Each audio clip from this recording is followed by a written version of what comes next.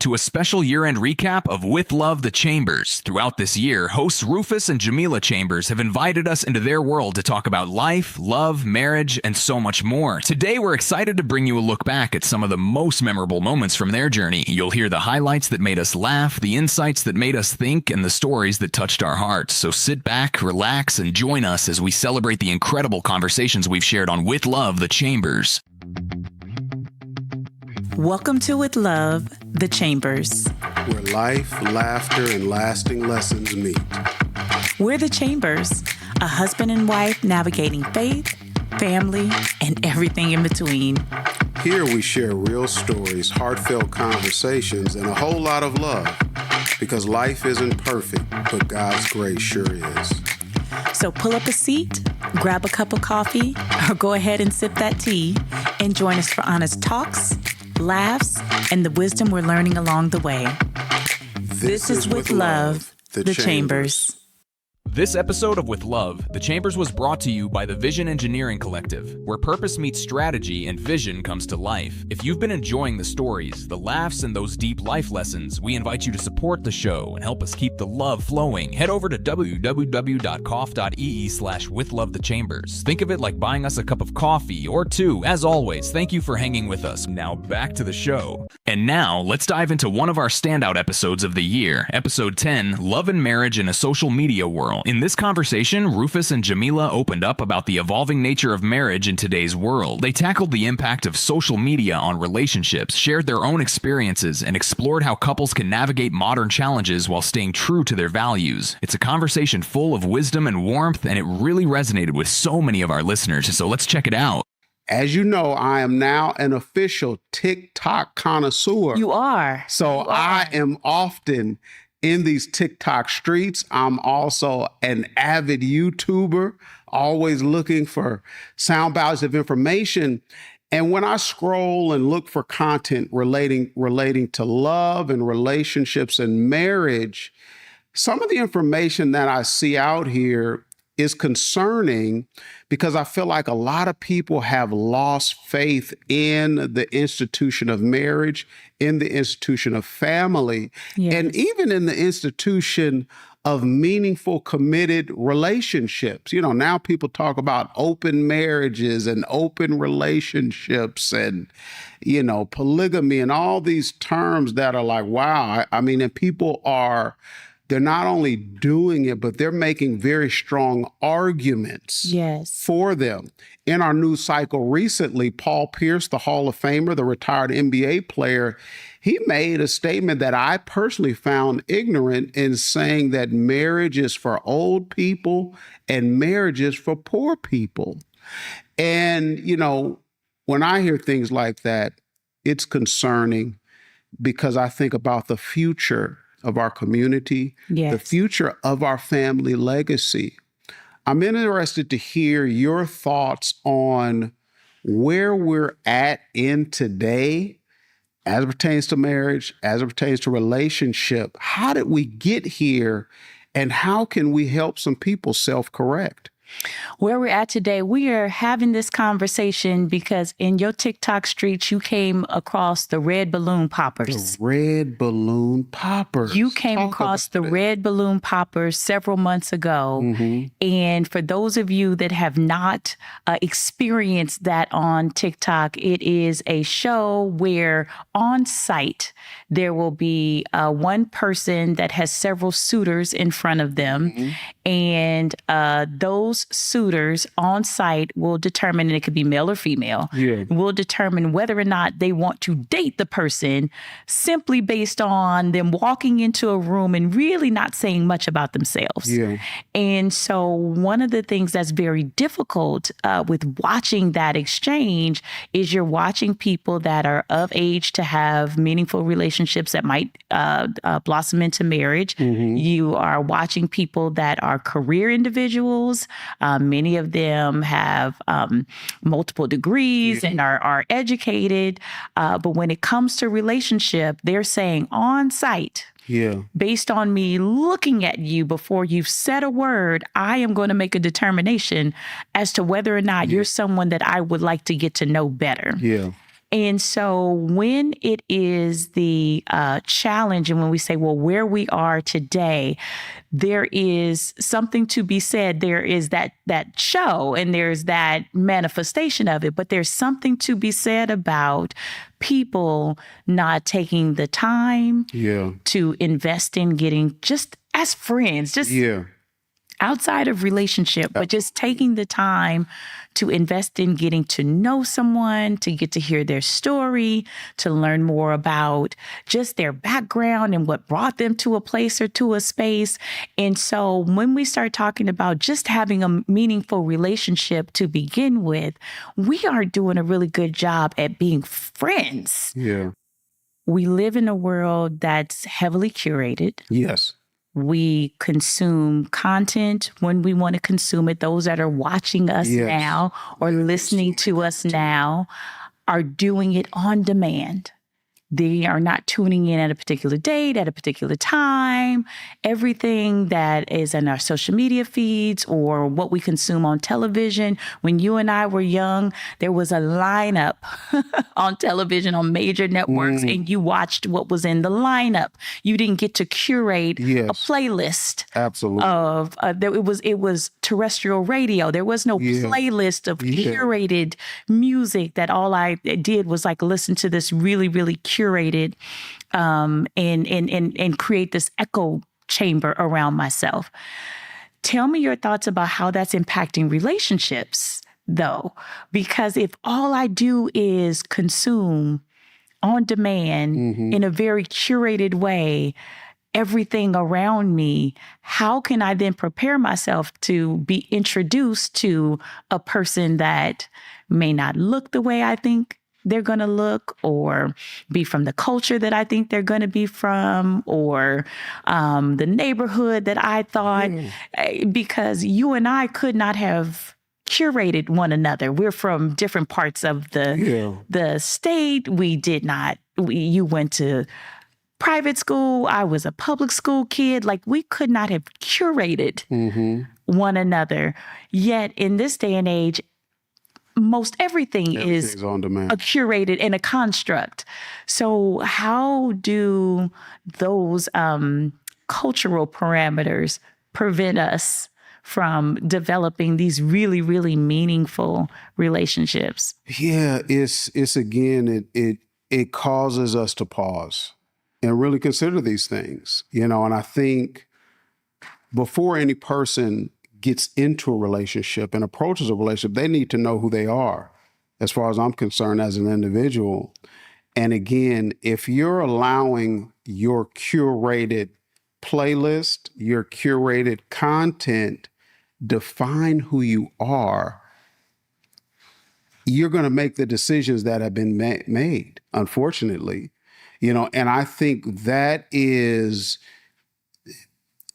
the miscalculation I think that some people make is, again, if you're going to listen to a lot of banter on social media that becomes your algorithm, that is anti-relationship, anti-love, anti-sacrifice, anti the opposite sex, that will become the meditation of your heart. So when you go into the dating field and you have all of this content that's running through your mind that is counteractive to developing a meaningful, loving relationship, you got to work through that. And I think some people are unable to because they don't know what has happened. That's the subtlety of some enemies, right? It sneaks up on you. And before you know you've been compromised, you have been. Yes. And now you're coming into that proverbial dating table with all this junk in your head. So I think people need to, again, protect their minds, protect their hearts, protect their ears, and be on the lookout for things, ideologies, thoughts, voices that are trying to suck love out of your whole context. And that was a glimpse into how Rufus and Jamila see love and marriage in the age of social media. It's amazing how relevant and relatable their insights are for so many of us. Now let's move on to episode 16, titled Built in Private. In this episode, Rufus and Jamila took us into a different kind of conversation about how public scrutiny and outside opinions can shape or strain a relationship. They shared stories, laughed about celebrity couples in the spotlight, and gave some heartfelt advice on keeping your own relationship strong no matter who's watching. Let's jump right into it. Sometimes things are on Front Street Okay. and your relationship, yes. You have to explain. Some of our listeners may be a little culturally naive to the term Front Street. So maybe you need to. And especially need to when we're translate. from the 1900s. That's on top right. of that, What is Front Street? using that up front and center. Yes, there we go. Up front and center. Sometimes Okay. our relationship issues, who we're dating, who we're seeing, the decisions that we make in our relationship sometimes become front and center. And you see Nelly and Ashanti spinning the block. You see Megan Good hooked up with Jonathan Majors after some controversy. Yeah. And I they guess she just didn't married. hear the Cat Williams podcast, but that's another conversation.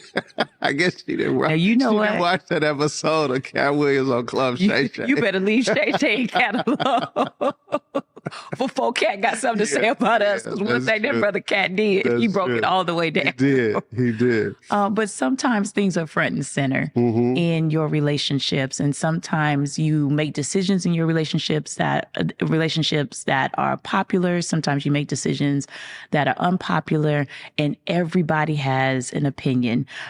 Whether your relationship is public, like some of the people that we mentioned, and we can get into our political figures that have public relationships and Yeah. all these sorts of things within a ministry context. Like all of those things become very front and center. Yeah. Or whether it's just your family that got something to say. Oh, families have opinions. Oh, okay. We haven't had any. We have had none of those. We have had none of those things. We've heard. We've only heard. such things, but We've not only heard experienced about them. such things. We've never Yeah, experienced such things. absolutely. But even if there are family members that have really, really strong, Mm-hmm. opinions and things to say, we're going to talk about navigating through that. Okay. And navigating through those moments where your private relationship issues, struggles, Mm-hmm. Yeah. challenges, Yeah. kind of get put Yes. on Front Street On Front or Street. front and center. And so starting off that conversation and kind of beginning to have that conversation, what kind of foundational, knowing that those things are going to happen, and I think that maybe is the first tool or tip, knowing that even within your private relationship, your marriage, your long-term relationship, knowing that people are just going to have something to say. And they're just going to have opinions. Mm-hmm. What are some foundational things that couples should consider, have in place, be able to have as foundational bricks, so to speak, to withstand those storms?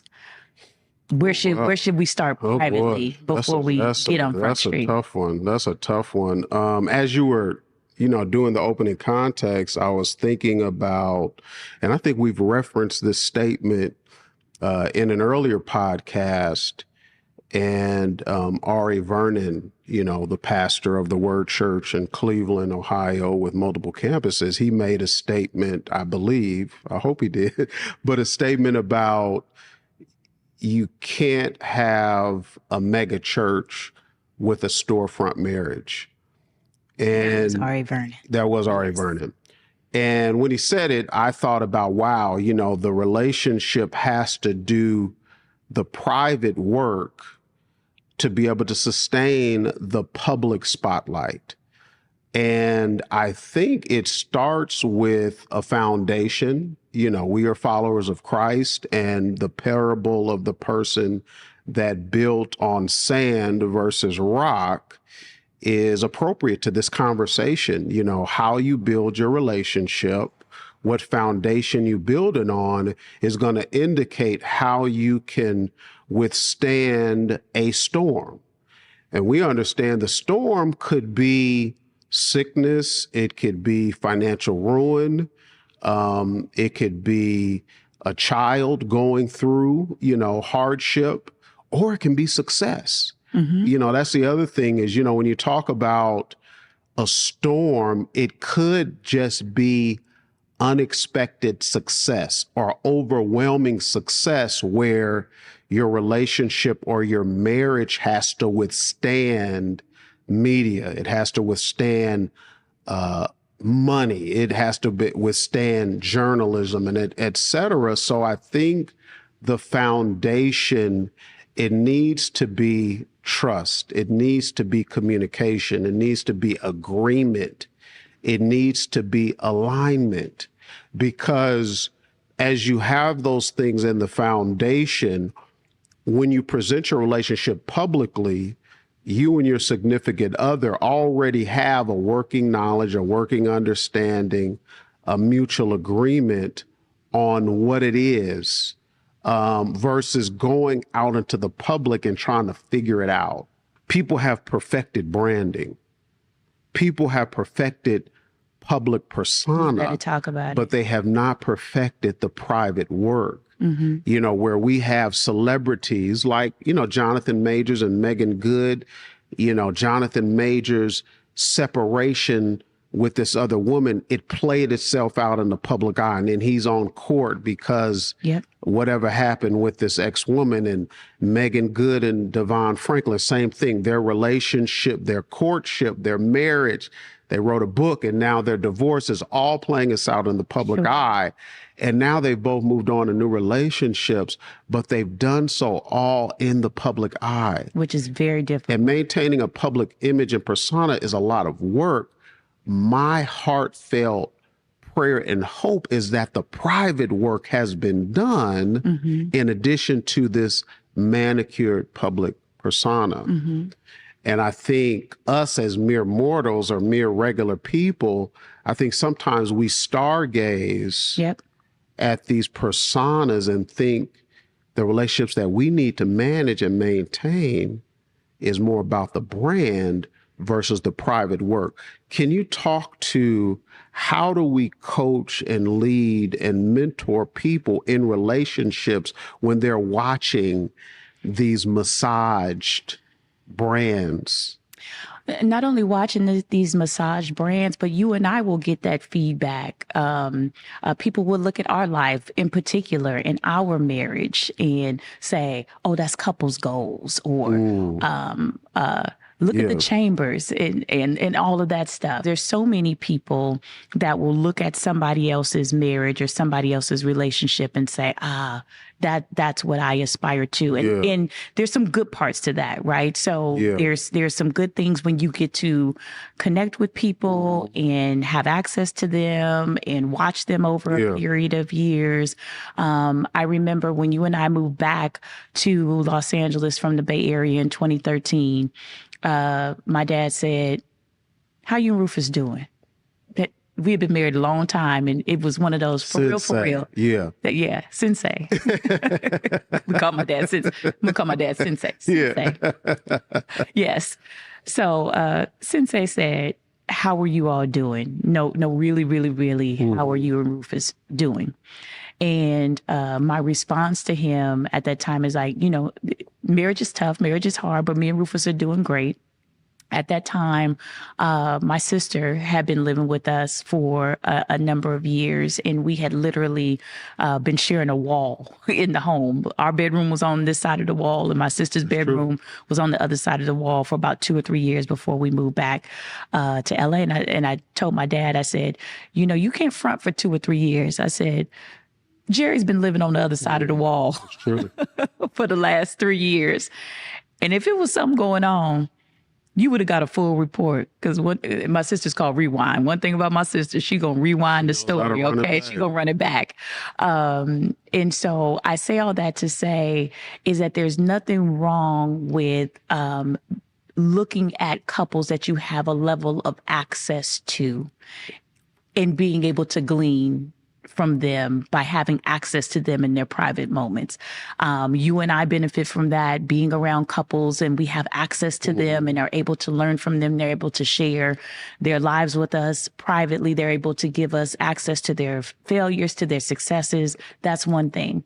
I think where the danger is for the people we don't have that level of access to, and we're looking at their curated, constructed personas that are put out there in the public. Yeah.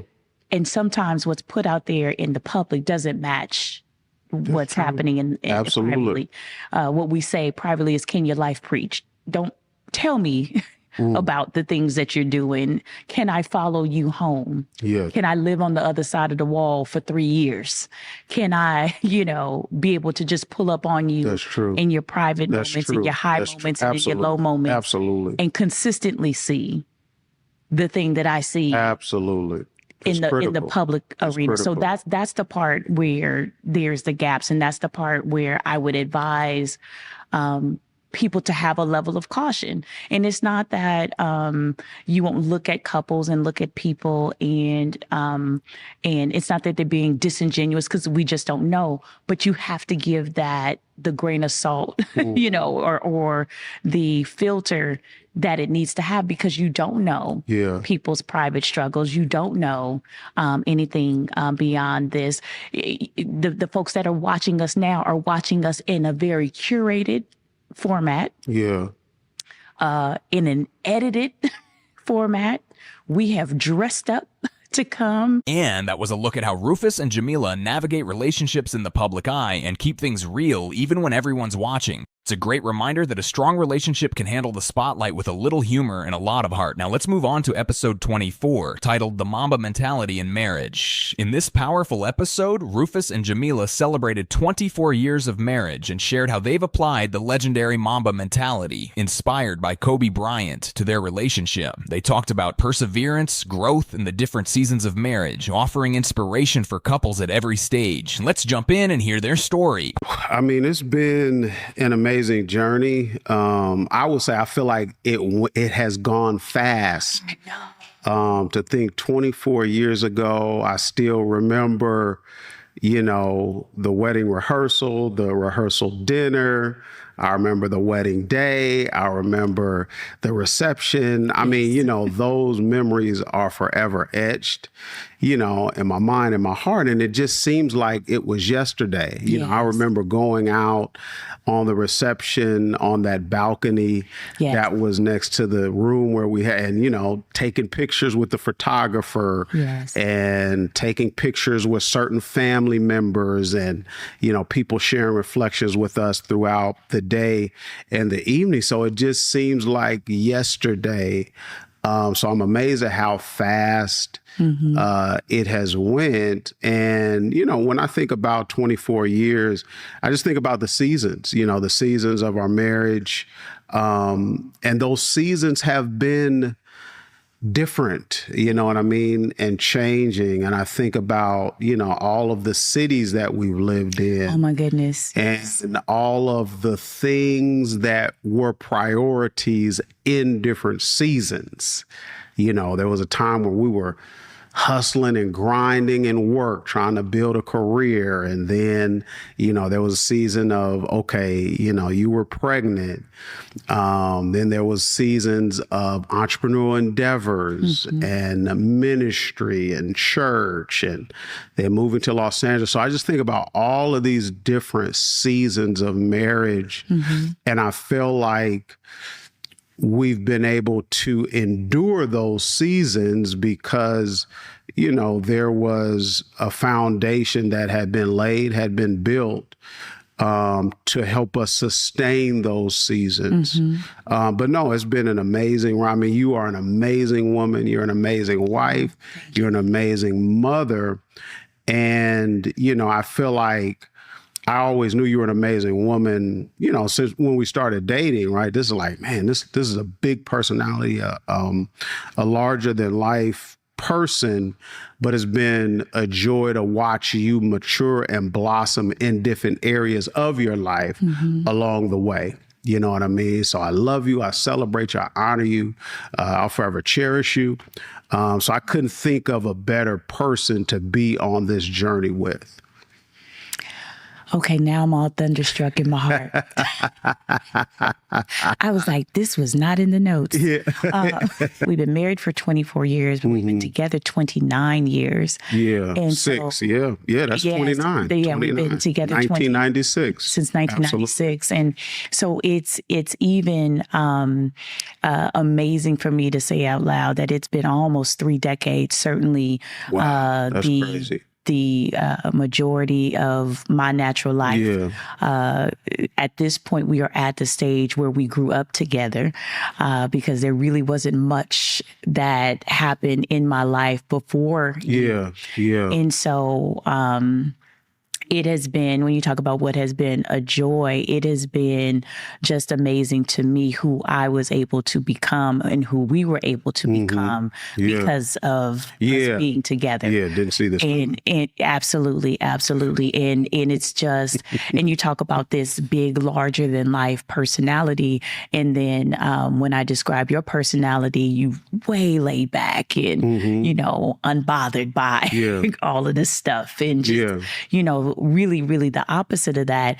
And that's what made us work in a lot of ways because we got to level each other out and bring out attributes in one another that we wouldn't have had independently. And just the level of growth, just where your strengths are analytically, logically. You're very sober and very calculated in a lot of ways. And I can allow my emotions to get all over the place and not allow me to be sober in my thinking and allow me to kind of make decisions, you know, not based on information that's, you know, important or as relevant. And you are able to kind of anchor that. I describe you as being really like a mooring or an anchor, you know, in my life. And I get to do all of these things and have all this personality, and that's great.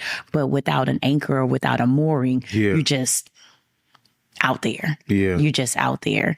And so thank you for being that for me and for allowing the Chambers legacy to mean something, you know, different in the earth realm and in this season. And so not only for you to be Chambers by name, but to be a third time namesake. And to carry a legacy of just your wonderful forefathers in an amazing way. And then for your leg of the race, for your generation, for you to advance it the way that you have, Dr. Chambers. It has just been, you know, amazing to see. And it's like we just getting started. Too. Yeah, well, yeah. I know. Prayerfully, yeah, absolutely. I know. It's like it's like 24 years who? Who said what? 24 years who? It's like it's literally just getting started. So that makes it exciting. That makes it, you know, something to look forward to. And you have given me an amazing life. Hey.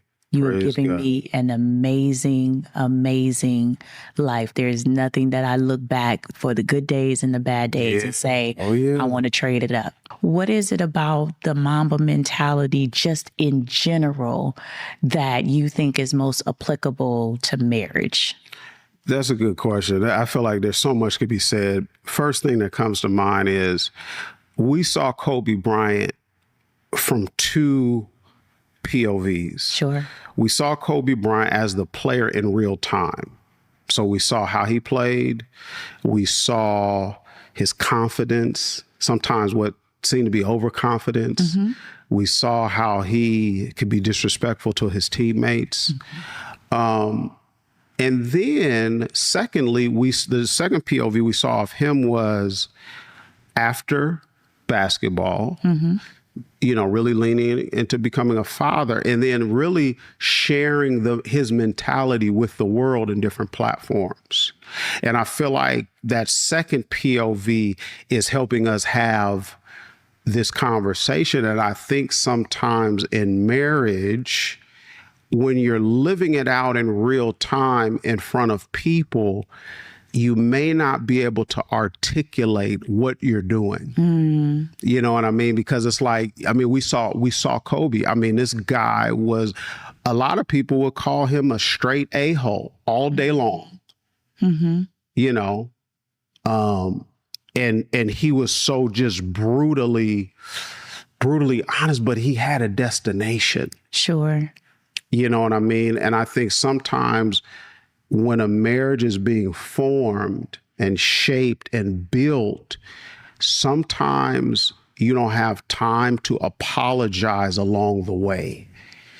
You know what I'm saying? You're trying to get your marriage to a place of safety or to a place of stability, to a place of potential legacy.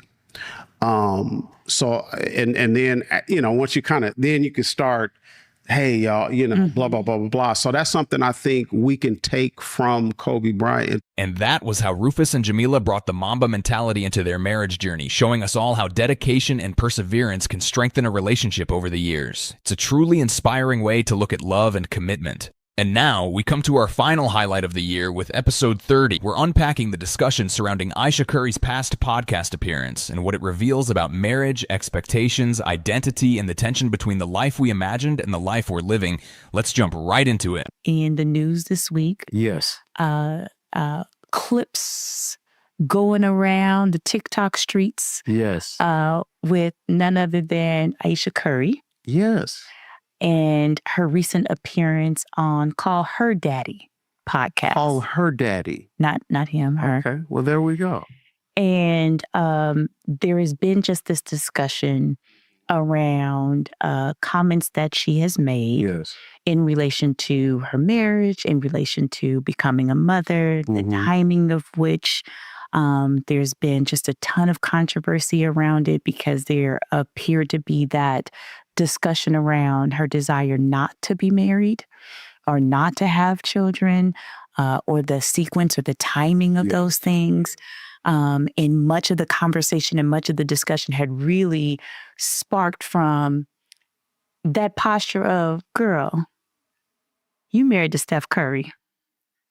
And so with being married to someone that is of stature, that's a professional athlete, that's a celebrity, that's a person of note, sometimes that posture of complaining, Jada Pinkett Smith comes to mind as well, that posture of being vocal about things that cause discomfort within the marriage, or that conversation around being vocal around things that might not be popular tends to spark this kind of conversation. So as we get into it today, just what was your initial reaction or initial, smiling at me like that, initial reaction? Well, you know, I have to have, my sensor and filter is being activated so I don't say anything unbecoming of myself or my family in this moment. So that's what that's With your wife and your two daughters. Being sensitive. Yeah, so my filter was getting started. You know. But initial reaction. Well, and just a little more context. Yes. Because, you know, people are writing articles and the bloggers are blogging, the vloggers are vlogging about it. Some of the folks brought up a previous podcast episode that she was on, I believe actually with Jada Pinkett Smith, and she was sharing how, you know, her husband obviously gets a lot of attention from the opposite sex. And she was saying how she doesn't necessarily get that attention. And it sounded like in that conversation that she was desiring that attention, you know. So some people are trying to connect that conversation with this conversation. And then, you know, of course, her having that conversation on the Red Table Talk with Jada Pinkett Smith and some of the statements she has made about Will Smith and their marriage. And, you know, we remember Jada Pinkett Smith saying that she did not desire to be married and that her mother really tried to encourage her to get married and kind of get her over the hump. Yes. You know, it's so, you know, so there's a lot there. And my first reaction was disappointment. for a couple of reasons. Because when I see the Curry family, I see a beautiful family. I see a obviously highly successful husband, who has built an amazing career, an amazing platform, who appears to love his wife and love his children. Mhm. And, Steph Curry has also been vocal about his faith, being a follower of Christ. And, we used to live in the Bay Area and we would hear about, Yes. him giving back to the community. So when I'm listening to her, I'm thinking about that image of this family. Yeah. So my first reaction was like, wow, I wonder how her husband is responding and then her children, because if mommy's on a platform or a podcast saying she didn't want children, how does that make the kids feel? And then how do you explain that to your children? You know what I mean? So that was my first reaction. She said, I came to California to pursue a career in acting. And shortly after my arrival, I got into this relationship that has now spawned this marriage and this very public thing. And I was 22 years old when I got married. And shortly afterwards, I became pregnant within the marriage and just immediately became a wife and mother. And here I am, 22, 23, 24, like really, really young. And so oftentimes, and that's what it felt like more in the conversation, that she was playing out this in front of a camera. And so you're processing it in real time. And it's a real emotion and it's a real thing and these are real questions, but there's the nuance to it, right? Because your life didn't turn out all that bad. And the reason we're listening to you is because of the life you said you didn't want. And that's the tension. And I think that's what people feel. And so she was playing out in real time that I had some very specific things that I wanted to do with my life. I had a very specific plan, and there was an intersection. And there was a change. And there was something that happened differently that I didn't expect, didn't anticipate. And even you and I have a daughter that is soon to be 21. Even in processing in your 19, 20, 21-year-old mind what it means to be married, you think about it differently at 22 when it happens than the years later that have passed, realizing I didn't get that time to really, really understand what I was saying yes to. Really, really understand the totality of that. And I don't think anybody knows, right? Nobody knows whether you get married at 22, 32, 42, or 52. Nobody knows, what it's like to be married. You can't describe it to anybody. No one knows what it's like to be a parent until you become a parent. I don't care how much you study. One of those things. This is one of those times where learning is experiential. Like there is no manual that anyone can give you to navigate through it. So I got the impression that she was processing in real time that life that she set out to lead versus the life that she has. For one, of course, it's cool. You go on a podcast, you share your heart, you're processing in real time. Yes. And again, sometimes the grass looks greener. Sure. The grass looks greener. You have these kids, you have this husband that has a big personality, that has a big career, that's like a global superstar. And, it's probably easy for her to say, I've sacrificed my life for this man and my children. And that's perfectly fine. Part of marriage is sacrifice. Yes. Because the truth of the matter, he can say his level of sacrifice hasn't been just for himself, but it's been for his family, Sure. his legacy, his familiar name. His dad was an NBA Absolutely. player, so he's running with the baton and all of this. So, it's okay to process and share that. And back to your question about, we kind of deal with that, or, people may look at us and say, wow, that's it. And then I mean, no, I don't. Just to keep it a buck, I don't look at single men and say, man, I want that right. life. You know what I'm saying? To be honest, single men that I'm in relationship with and that I mentor, I'm like, brother, I feel for you. You know, I feel for you because of the terrain that you're navigating in 2025 is very challenging. Yes. And that brings us to the end of our year-end recap. We hope you've enjoyed revisiting these special moments from With Love, The Chambers. It's been such an incredible journey, and we're so grateful for each and every listener. So if you enjoyed this recap, please like, share, and comment about your favorite episode. We'd love to hear from you. We'll see you next time on With Love, The Chambers. This episode of With Love, The Chambers was brought to you by the Vision Engineering Collective, where purpose meets strategy and vision comes to life. If you've been enjoying the stories, the laughs, and those deep life lessons, we invite you to support the show and help us keep the love flowing. Head over to www.coff.ee/withlovethechambers. Think of it like buying us a cup of coffee or two. As always, thank you for hanging with us. We'll see you next time. With Love, The Chambers. That's a wrap for today's episode of With Love, The Chambers. We hope you laughed, learned, and felt encouraged along the way. If you enjoyed this conversation, be sure to subscribe, leave a review, and share with someone who needs a little love and wisdom today. You can also connect with us online on all social media platforms at Rufus Chambers Online and at Jamila Chambers. We'd love to hear from you. Until next time, keep living, keep laughing, and keep learning with Love, The Chambers.